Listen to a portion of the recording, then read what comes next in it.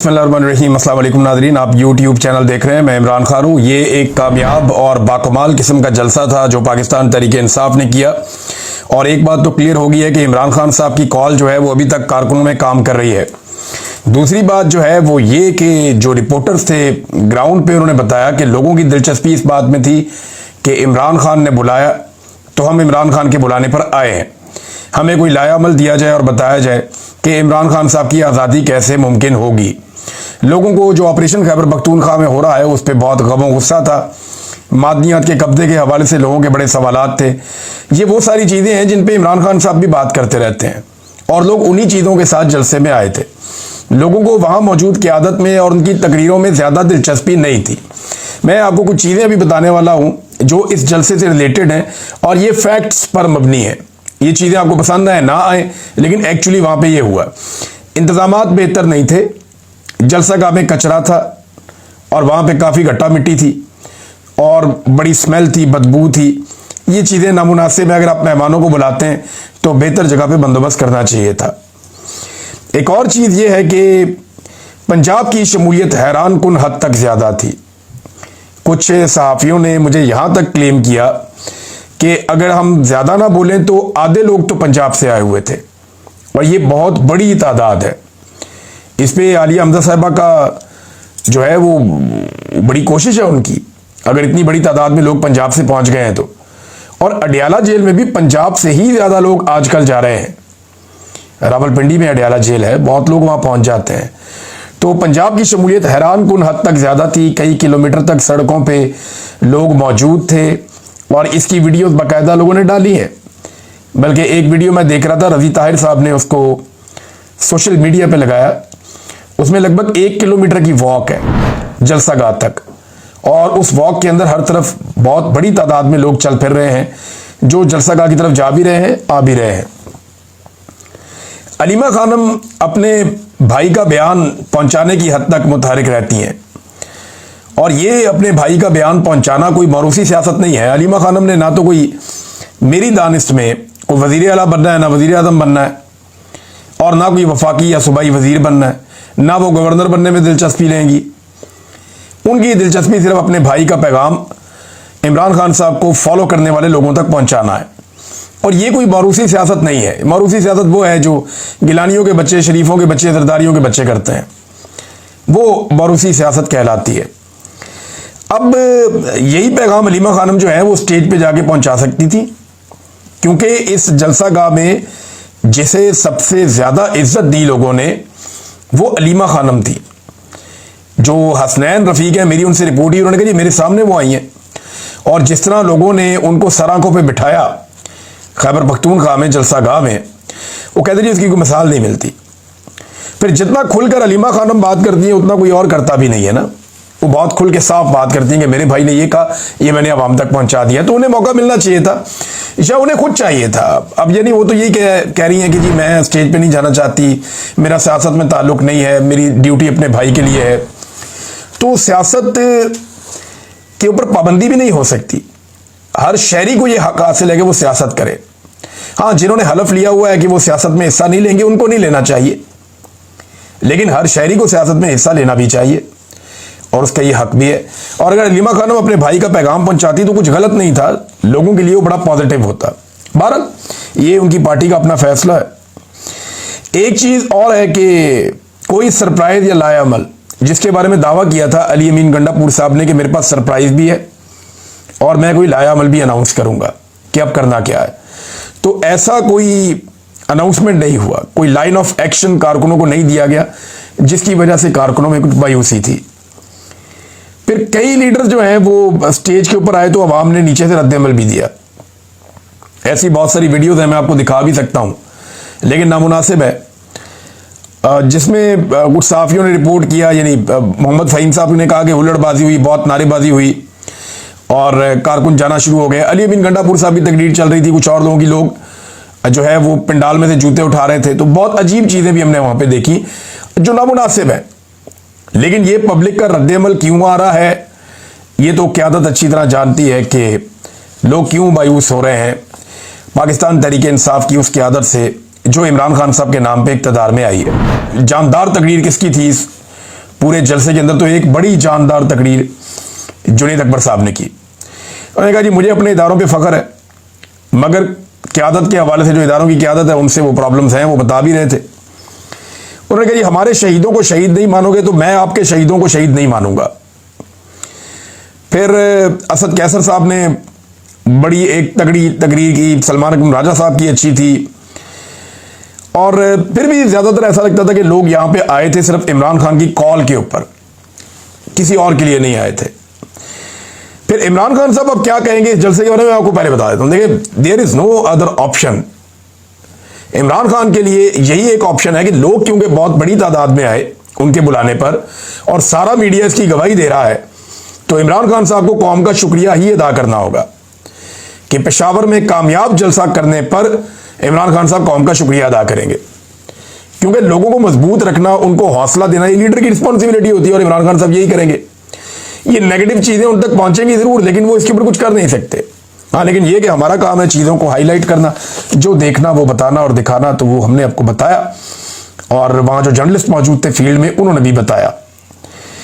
अब नाज़रीन एक और इशू उठाया गया और ये मैं चाहता हूँ मैं आपके सामने रखूँ, बड़ा इंपॉर्टेंट इशू है। यूएई में यानी दुबई में दो कारकुनान हैं पाकिस्तान तहरीक इंसाफ के, सलमान रजा और जुनैद जहांगीर, ये वहाँ पे नाहक कैद हैं। इनके बारे में आवाज़ उठाई गई जलसे में और कहा गया जी 1 साल से इनको कैद रखा गया, इनकी फैमिलीज बहुत परेशान है। ये बात मुझे पाकिस्तान तहरीक इंसाफ के कुछ और लोगों ने भी बताई थी। तो मेरा एक सादा सवाल ये है कि पाकिस्तान में तो अमाराती सफ़ीर हैं और उनसे टाइम लेना कोई मुश्किल भी नहीं है। मेरे जैसा सहाफ़ी चाहे अगर पाकिस्तान में मौजूद हूँ मैं, तो मैं अमाराती सफ़ीर से मुलाकात के लिए थोड़ी सी कोशिश करूँ तो मेरी मुलाकात हो जाए, और बहुत सारे सहाफ़ी हैं उनकी मुलाकातें हो जाती हैं, सियासतदानों की मुलाकातें हो जाती हैं। तो अली अमीन गंडापुर साहब 1 साल हो गया है, उन्हें चाहिए था कि वो अमाराती सफ़ीर से मिलते और उन्हें कहते जी हमारे 2 लड़के गिरफ्तार किए हुए हैं और कोई केस भी नहीं चल रहा, कोई मामला पता ही नहीं चल रहे किधर गए वो, तो जनाब उनको रिहाई दिलवाई जाए और कोई मसला ये हल किया जाए। तो अभी तक ये मसला हल हो जाता, बजाय जलसों में आवाज़ें उठाने के आप इसको बड़े आराम से हल कर सकते थे मामले को।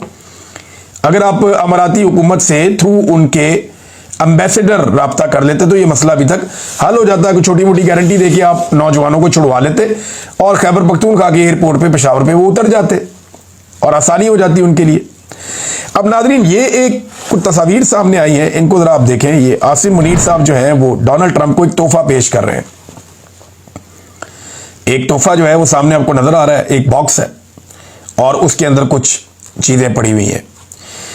ये एक सिंबॉलिक वीडियो है, तस्वीर है। इसमें आसिम मुनीर साहब डोनाल्ड ट्रंप को मादनियात का तोहफा पेश कर रहे हैं, मिनरल्स का। ये वो मिनरल्स हैं जो पाकिस्तान में निकलते हैं, ये वो कीमती मादनियात, रेयर अर्थ मिनरल्स और वो चीज़ें हैं जिनसे दुनिया को बड़ी वाबस्तगी है, दुनिया को बड़ी इसमें दिलचस्पी है। डोनाल्ड ट्रंप को इनमें बड़ी दिलचस्पी है। डोनाल्ड ट्रंप जो है वो अपने मुंह से कह चुके हैं कि यूक्रेन से वो उनके मिनरल्स लेना चाहते हैं, पाकिस्तानी मिनरल्स में उनको बड़ी दिलचस्पी है। तो पाकिस्तान के जो मिनरल्स हैं वो आसिम मुनीर साहब डोनाल्ड ट्रंप को तोहफे में दे रहे हैं और शहबाज शरीफ साहब यहां पे बस मावन अदाकार के तौर पे दिखाई दे रहे हैं। यानी ये एक तस्वीर सारी कहानी सुना रही है कि तोहफा दिया जा रहा है पाकिस्तान की जानिब से, लेकिन दे रहे हैं फील्ड मार्शल आसिम मुनीर साहब और ले रहे हैं डोनाल्ड ट्रंप जिनकी उसमें बड़ी दिलचस्पी है, और शहबाज शरीफ साहब साइड में तमाशा देख रहे हैं। और तोहफा क्या है? पाकिस्तान के मिनरल्स। अब ये इतने से मिनरल्स तो अमेरिका को नहीं चाहिए ना। अब इन्हीं के लिए मुआहदे हो रहे हैं, इन्हीं के लिए ताल्लुकात बहुत अच्छे बन रहे हैं, और ये वो मिनरल्स हैं जिन पे बड़े ताकतवर लोगों के और बड़े पैसे वाले लोगों की इनके ऊपर नजरें हैं। इसमें बहुत सारे मिनरल्स ऐसे हैं जो फ्यूचर में बड़े काम आने वाले हैं दुनिया के। लिहाजा ये डोनाल्ड ट्रंप को आसिम मुनीर साहब गिफ्ट कर रहे हैं। ये तस्वीर एक और भी चीज क्लियर करती है कि मिनरल्स जो है उनका कब्जा या उनकी मलकियत या उनका कंट्रोल पाकिस्तान में सिविलियन गवर्नमेंट के पास नहीं है, वो मिलिट्री एस्टेब्लिशमेंट के पास है। अब सादी बात अगर आप कहें तो उन्हीं के पास कंट्रोल है। अब खैबर पख्तूनख्वा में जो माइंस एंड मिनरल्स का बिल है वो पास नहीं हुआ, लेकिन इसके बावजूद मिनरल्स निकलते भी हैं और माइनिंग होती भी है। कौन रोके, कैसे रोके, ये तो आज तक किसी को पाकिस्तान में समझ ही नहीं आई। नाज़रीन जो पुरस्रार खातून वाला मामला था ये बढ़ता ही चला जा रहा है। ख्वाजा आसिफ ने कहा जी मैं इसको नहीं जानता। वजीर कानून ने कहा जी मैं इन खातून को नहीं जानता। वजारत खारजा कहती है जी हम भी खातून को नहीं जानते, हमने नहीं किया। सारे अपने ऊपर से उतार रहे हैं। शहबाज शरीफ साहब इसके ऊपर बोलने को तैयार नहीं है। और ये खातून जो माजी में बड़ी प्रो इसराइल रही हैं, नेतन्याहू के हवाले से बड़ी उनकी मोतरफ रही हैं, और साथ ये कहती रही हैं कि पाकिस्तान को इसराइल को तस्लीम कर लेना चाहिए। अब ये खातून जो है इनको अकेला कर दिया सबने मिलकर। यानी ये खातून कोई जाती फायदे के लिए तो नहीं फिर रही थी ना, मेरे ख्याल में ये तो इन्हीं लोगों की मदद के लिए गई थी। अगर वो बरतानिया में रहती हैं, वहां से वो निकली हैं, उन्होंने कोई काम शाम किया है, उनकी ऑफिशियल ड्यूटी उनके बकौल उनको मिली है। अब कोई भी नहीं मान रहा कि उनको कोई ऑफिशियल ड्यूटी दी गई है। सबने उनको एकदम अलग कर दिया, अपने से अकेला छोड़ दिया। मुश्किल वक्त आया तो कहा नहीं तुम अलग हो जाओ, अकेली हो जाओ, उन्हें अकेला कर दिया। हालांकि ये खातून ने बदतरीन हालात के अंदर, जब बहुत बुरे हालात थे पीएमएलएन के, तब भी इन्होंने पीएमएलएन का साथ दिया था और पीएमएलएन के साथ ये हमेशा खड़ी हुई थी। लेकिन आज सबने इनको डिसोन कर दिया। हालांकि इन सब के साथ इनकी तस्वीरें नवाज शरीफ के साथ भी हैं, लेकिन कोई आज उसको ओन नहीं कर रहा। ये बदकिस्मती है। वैसे इस खानदान की ये पुरानी आदत है, जो मुश्किल में आता है ये उससे दूर हो जाते हैं, जान छुड़ा लेते हैं। अब हुआ ये कि पाकिस्तान की वजारत खारजा ने भी एक मौक़िफ़ दे दिया, जनाब सानू नहीं पता। तो इस पे जो मौक़िफ़ अब आया ना वो बड़ा इंटरेस्टिंग है, और वो अक़वाम मुत्तहिदा के सेक्रेटरी जनरल के जो तर्जुमान है उनसे पूछा गया तो उनका बयान आ गया। उन्होंने कहा जी कि पाकिस्तान का जो मुस्तकिल मंडूब है अक़वाम मुत्तहिदा में, उसकी दरखास्त के ऊपर इस खातून को ये इजाज़तनामा मिला कि ये अक़वाम मुत्तहिदा के सेशन में शिरकत करेंगी। फिर उन्होंने कहा कि ये कहाँ बैठेंगी खातून, कि ख्वाजा आसिफ के बिल्कुल अक़ब में इनके बैठने का फैसला भी अक़वाम मुत्तहिदा ने नहीं किया, ये पाकिस्तान की हुकूमत का और पाकिस्तान के जो लोग वहाँ मौजूद हैं उनका फैसला था। अब ये वहाँ बैठी कैसे, ये फड्डा पड़ गया है। सारे सफाइयाँ देते फिर रहे हैं। मामला ये है कि इन्होंने इमरान खान साहब पे हमेशा इल्ज़ाम लगाया, यहूदी लॉबी कहते रहे, उनको प्रोपेगेंडा करते रहे, ये इसराइल का एजेंट है, ये भी कहते रहे। वो ये भी कहते रहे कि जनाब ये फलानी कंपनी तो फलाना, ये तो बहुत सारे इमरान खान साहब पे मजहब कार्ड इन्होंने इस्तेमाल किए। आज इमरान खान ने एक लफ्ज़ भी नहीं बोला और ये सारे सफाइयाँ देते फिरते हैं। कोई गले में इसराइली रुमाल डाल के फिर रहा है, कोई जो है कोई स्टेटमेंट दे रहा है, कोई कहीं पे सफाई दे रहा है, कोई किस तरह की बात कर रहा है। सारे अपनी सफाइयाँ दे रहे हैं। हालांकि इमरान खान ने एक लफ्ज़ भी नहीं बोला। जिस इमरान खान के ऊपर ये अटैक करते थे ना कि उसको खातमुन नबीयीन नहीं कहना आता, वो इसीलिए करते थे ना, उसको कहीं और जोड़ते थे जाके। ये बड़ी बारीक वारदात डालते हैं कि इमरान खान साहब का तलफ़ुज़ ठीक नहीं है। आज जरा शहबाज शरीफ साहब को सुने ना, उन्होंने कुरान पाक की आयत पढ़ी है, और जिस तरह शहबाज शरीफ साहब ने कुरान पाक की आयत पढ़ी है उसमें सिर्फ एक आयत के हिस्से में 2 गलतियां हैं, और वो छोटी मोटी नहीं है, वो लफ्ज़ ही बदल दिया उन्होंने। लफ्ज़ कोई और था, उसको मुकम्मल तौर पे बदल दिया उन्होंने। अब वो इन्होंने इतना गलत पढ़ा है, मैं वो आपको पढ़ के भी नहीं सुनाना चाहता। लेकिन ये शहबाज शरीफ साहब ने काम किया है। इसके ऊपर मौलवी भी नहीं बोलेंगे, वो दानिशवाड़ भी नहीं बोलेंगे, और बाकी लोग भी इसके ऊपर बात नहीं करेंगे। दानिशवाड़ नहीं, दानिशवाड़ वो भी नहीं बोलेंगे इसके ऊपर, और इसके ऊपर बिल्कुल बात नहीं करेंगे। बहरहाल ये जो खातून वाला मामला है ये काफ़ी तूल पकड़ गया, और ख्वाजा आसिफ का जो इंटरव्यू है वो उससे भी ज़्यादा तूल पकड़ गया, उससे भी ज़्यादा। यानी ख्वाजा आसिफ साहब के इंटरव्यू के बाद अब पीएमएलएन के अच्छे खासे हमायती वो पीएमएलएन पे चढ़ दौड़े हैं और ख्वाजा आसिफ को लगातार बेइज्जत कर रहे हैं। देखिए ये हो जाता है, ख्वाजा आसिफ साहब के साथ बुरा हुआ, नहीं होना चाहिए था, लेकिन हो जाता है। उन्हें आदत पड़ी हुई हल्की हल्की गेंदों की, उन्हें आदत पड़ी हुई है पाकिस्तान के अंदर ऐसे मीडिया की जिसको वो कहते हैं नो कमेंट, वो कहता है ठीक है आगे बढ़ो यार। जिसको वो कहते हैं जिसका मैं जवाब देना नहीं चाहता, वो कहते हैं अच्छा चलो अगला सवाल करते हैं। या तो इन्हें हमेशा सहूलतकारी मिलती है, लेकिन बाहर मीडिया बड़ा ब्रूटल है, वो साफ सवाल करते हैं, जवाब मांगते हैं। इमरान खान तो मीडिया को डील कर देता है, ये नहीं कर सकते, ना इनकी ये कैपेसिटी है। तो अब अगर बदला लेना है ना तो एक ही तरीका बाकी रह गया, और वो तरीका ये है कि हाफिज आसिम मुनीर साहब क्योंकि वो बहुत काबिल हैं, या फिर शहबाज शरीफ जिनको काबिलियत की बुनियाद पे जाली वज़ीर आज़म बनाया गया है, इन दोनों में से कोई एक मेहदी हसन को जाके इंटरव्यू दे और बदला ले ले।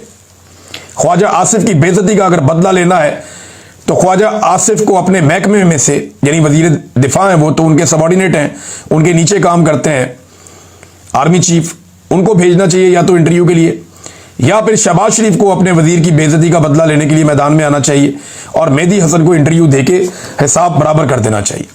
क्या वो लोग ये करेंगे? कर लेंगे तो बहुत बड़ी बात है। लेकिन एक चीज और रिपोर्ट हो रही है, पहले शहजाद अकबर साहब ने रिपोर्ट की, फिर जुनैद सलीम साहब ने रिपोर्ट की। तो शहजाद अकबर साहब ने कहा कि दो वजीर आपस में लड़ पड़े अमेरिका में और पंजाबी में गालम गलोच हो गए। फिर जुनैद सलीम साहब ने बताया कि ये दो लोग जो आपस में लड़े हैं ये ख्वाजा आसिफ और इसहाक डार हैं और लड़ाई इनकी ये औरत वाले मामले को लेकर ही हुई है, खातून वाले मामले को लेकर। मेरे लिए बड़ी काबिल एहतराम है, उनके मामले को लेकर ये लड़ाई हुई है।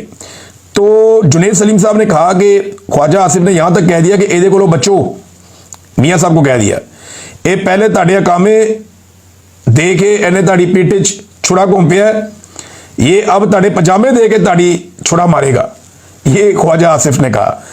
बहरहाल इस किस्म की नादरीन सूरत हाल है, वो बेचारे आपस में लड़ते फिर रहे हैं, बुरा वक्त आए ना तो फिर एक दूसरे को बुरा भला कहते हैं सब।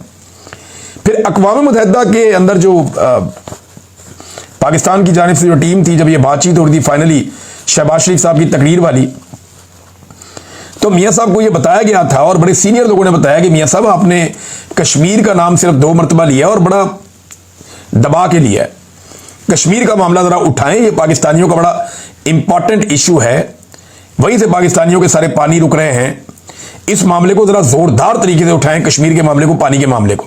लेकिन शहबाज शरीफ साहब ने तवज्जो नहीं दी और डोनाल्ड ट्रंप का मामला 7 मरतबा उठाया, कश्मीर का 2 मरतबा, और वो भी थोड़ा सा कमजोर अंदाज में।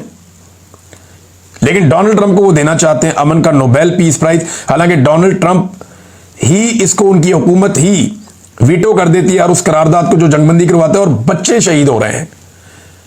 वहां पे जो इस वक्त इसराइल की जानिब से बमबारी हो रही है गजा पे, और इसराइल कहता है जब तक कि वो हमास को खत्म नहीं कर लेगा तब तक ये बमबारी उनकी जारी रहेगी। तो इस बमबारी के नतीजे में जो लोग मारे जा रहे हैं उनमें बच्चे बहुत बड़ी तादाद में, पूरी दुनिया इसके ऊपर आवाज उठा रही है।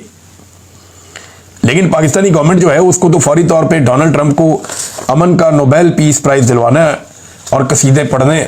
जरा वो ये विजुअल्स देखें जिन्होंने पूरी दुनिया को हिलाकर रख दिया। नादरीन, आजाद कश्मीर वाला मामला जो है ना वो काफी मुश्किल पैदा करता चला जा रहा है एस्टेब्लिशमेंट के लिए और वहां की हुकूमत के लिए। वहां एक नारा लगाते हैं कश्मीरी और उस नारे का इंपैक्ट इतना ज्यादा है कि ये नारा इनकी नींदें हराम कर गया और इनके लिए दर्द सर बन गया है। एक नारा कश्मीरी कहते हैं आवाज दो हम एक हैं। ये ऐसा खौफनाक नारा है, वो लगाते हैं आवाज दो हम एक हैं, वो सारे इकट्ठे होना शुरू हो जाते हैं। ये अहमद फरहाद साहब ने बताया कि जनाब उधर नारा लगता है आवाज दो हम एक हैं और वो सारे इकट्ठे होना शुरू हो जाते हैं कश्मीरी। फिर वो किसी ताकत से डरते भी नहीं है, वो कुर्बानी देने से भी नहीं डरते। अब पीर वाले दिन जो है हुकूमत एक ऑपरेशन के मोड में है और दूसरी जानिब जो कश्मीरी हैं वो अपना हक लेने के मोड में है। लेट्स सी वहां पे हुकूमत क्या तजुर्बा करती है। एक चीज और आज इंपॉर्टेंट, और वो आज इंडिया और पाकिस्तान का मैच फाइनल। देखें, मेरी तो दिलचस्पी खत्म होगी जब से मोहसिन नकवी ने टीम को और क्रिकेट को बर्बाद किया है, लेकिन इंडिया पाकिस्तान का मैच, पाकिस्तान को यह मैच हर हाल में जीतना है। जरूरी नहीं है कि आपने इंडिया के तैयारे गिरा दिए तो अब हर मैदान में आपने उसी पे बगड़े डालने हैं। हमने बाकी मैदान, मईशत के मैदान में भी जीतना है, हमने खारजी महात में भी जीतना है, दाखिली महात में भी जीतना है, हमने जो दहशतगर्दी वहां से स्पॉन्सर होती है उसको भी शिकस्त देनी है। पाकिस्तान ने अगर करना है तो फिर सारा कुछ करना है ना। पाकिस्तान ने क्रिकेट के मैदान में भी जीतना है, हॉकी के मैदान में भी जीतना है, खेलों के मैदान में, तालीम के मैदान में, साइंस के मैदान में, टेक्नोलॉजी के मैदान में, मईशत के मैदान में, आपने हर जगह मुकाबला करना है। खाली फौज नहीं है पाकिस्तान के पास, 25 करोड़ का मुल्क है, बड़े टैलेंटेड लोग हैं। ये मैच पाकिस्तान को जीतना होगा और जीतना चाहिए। स्टैट्स इंडिया के बहुत अच्छे हैं, प्लेयर्स उनके बहुत अच्छे, लेकिन अगर आप इस क्रिकेट को एक अलग लेवल पे ले जाएं इस मैच को, तो आप जीत भी सकते हैं। अगर पाकिस्तान पे प्रेशर है तो इंडिया पे भी प्रेशर होगा। देखना यह है कि प्रेशर को हैंडल कौन ज्यादा बेहतर करता है, ज्यादा प्रोफेशनली कौन ग्राउंड में उतरता है और बड़े दिल के साथ कौन खेलता है। जो लोग ज्यादा फर्क डाल रहे हैं इस मैच में वो अभिषेक शर्मा उनमें से एक है। ये बहुत अच्छा प्लेयर है। मोहम्मद आसिफ की मैं बात सुन रहा था, उमर गुल की मैं बात सुन रहा था, ये लॉन्ग हैंडल से खेलता है। ऐसे प्लेयर्स में कई कमियां भी होती हैं, लेकिन वो बहुत अच्छा मैनेज करता है अपनी बैटिंग को। उसका अपना एक एरिया है जहां पे बॉल को वो दुर्गत बना देता है बॉलर्स की। लेकिन मोहम्मद आसिफ ने जो बात की है ना वो समझने वाली है कि अगर आप मार खाने से डरेंगे तो ये आपको बहुत मारेगा।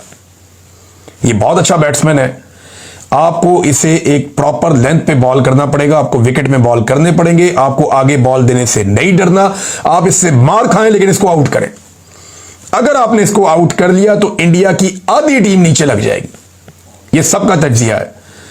लेकिन मैं फिर भी आपको एक और बात कहूं, इंडिया के पास नीचे 6, 7वें नंबर तक बेहतरीन बैटिंग है। उनके मैच विनिंग प्लेयर बहुत सारे हैं। सूर्या कुमार यादव बहुत अच्छा खेलता है, दुबे बहुत अच्छा खेलता है, उनका विकेट कीपर जो है वो, बाकी जो नीचे 3-4 प्लेयर्स हैं वो नए हैं लेकिन बहुत अच्छा खेलते हैं। पांड्या बहुत मारता है, अक्षर पटेल। तो हमारे पास भी यानी एक बैलेंस टीम तो है, लेकिन इंडिया नंबर 1 टीम है। अगर उनको हराना है तो आपको अपने दिमाग से यह निकालना पड़ेगा कि आप मुकाबला नहीं कर सकते। यह निकालना पड़ेगा कि आप छोटी और कमजोर टीम है। आपको फिर टाइगर्स की तरह खेलना पड़ेगा, जैसे इमरान खान खेलता था। थोड़ा हौसला पैदा करें, आप इंडिया को हरा सकते हैं। Good luck Pakistan. अब तक के लिए इतना ही। अपना ख्याल रखिएगा, अपने चैनल का भी। अल्लाह हाफिज़।